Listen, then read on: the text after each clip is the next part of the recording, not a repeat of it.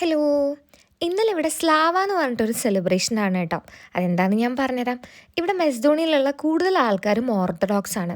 അപ്പോൾ ഇവിടെ പണ്ടുള്ള ആൾക്കാർ അവരുടെ ഫാമിലി, അതായത് വീട്ടിന് വേണ്ടിയിട്ട് ഒരു സെയിൻറ്റിന് വേണ്ടി ഒരു ദിവസം സെലിബ്രേറ്റ് ചെയ്യും.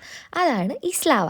ഈ സ്ലാവ എന്ന് പറഞ്ഞാൽ റിലീജിയസ് ആയിട്ടുള്ള ഒരു സെലിബ്രേഷൻ അല്ല, കൂടുതലും കൾച്ചറൽ ആയിട്ടുള്ള ഒരു സെലിബ്രേഷനാണ് കേട്ടോ.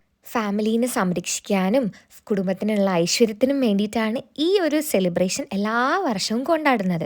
അപ്പം ഞങ്ങൾക്ക് ഇന്നലെ 2 സ്ലാവ് ഉണ്ടായിരുന്നു. ഒന്ന് ഞങ്ങളുടെ വീട്ടിലും പിന്നെ ഒന്ന് നമ്മളുടെ ഫ്രണ്ടില്ലേ പത്മ, ആളുടെ വീട്ടിലും.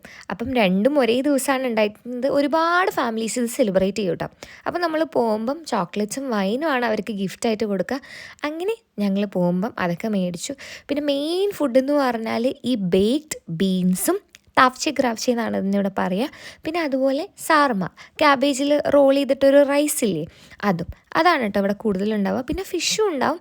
പിന്നെ ഈ കാണുന്ന ബ്രെഡ് ഒരു വലിയ ബ്രെഡാണ് കേട്ടോ. അതിന് അവർ പള്ളിയിൽ കൊണ്ടുപോയിട്ട് അതിൽ വൈനും പിന്നെ പ്രാർത്ഥനയൊക്കെ ചെയ്ത് ബ്ലെസ് ചെയ്തിട്ടാണ് ഈ ബ്രെഡ് കൊണ്ടുവരിക. അത് ഇനി നമ്മളെ വീട്ടിലുള്ള സ്ലാവയ്ക്ക് നിങ്ങൾക്ക് കാണാൻ പറ്റും. അങ്ങനെ ഫുഡൊക്കെ കഴിച്ചത് ഈ ഒരു ഡെസേർട്ട് ഇവിടെ ആൻറ്റി ഉണ്ടാക്കിയതാണ് കേട്ടോ. റഫല്ലോ ആണ്. അത് കഴിഞ്ഞ് വൈകുന്നേരം ആയപ്പോഴത്തേക്കും നമ്മളെ വീട്ടിലുള്ള സ്ലാവയാണ്. പപ്പ ജോലിയൊക്കെ കഴിഞ്ഞ് തിരിച്ചു വന്ന് നമ്മൾ ടേബിളിൽ ഫുൾ സെറ്റ് ചെയ്ത് വെച്ച് ഇവിടെയും കണ്ടോ സെയിം ഭക്ഷണമാണ്. പക്ഷേ ടേസ്റ്റ് ഭയങ്കര ഡിഫറെൻ്റ് ആണ് കേട്ടോ, ഓരോരോ വീട്ടിലും ഉണ്ടാക്കുന്ന പോലെ. ഇങ്ങനെ ടി വിയിൽ അവരുടെ ട്രഡീഷണൽ സെലിബ്രേഷൻ്റെ പാട്ടൊക്കെ വെച്ചിട്ടാണ് ഞങ്ങളെല്ലാവരും ഫുഡ് കഴിക്കുന്നത്. പിന്നെ നോർമലി ഗസ്റ്റുകളെ ഇൻവൈറ്റ് ചെയ്യുക, ഭക്ഷണം ഷെയർ ചെയ്യുക, ഇതൊക്കെയാണ് സ്ലാവ എന്ന് പറഞ്ഞതിൻ്റെ പ്രത്യേകത എന്ന് പറയുന്നത്. അപ്പോൾ അതായിരുന്നു ഞങ്ങളുടെ സെലിബ്രേഷൻ. ഈ വീഡിയോ ഇഷ്ടപ്പെട്ടെന്ന് വിചാരിക്കുന്നു. ടാറ്റാ.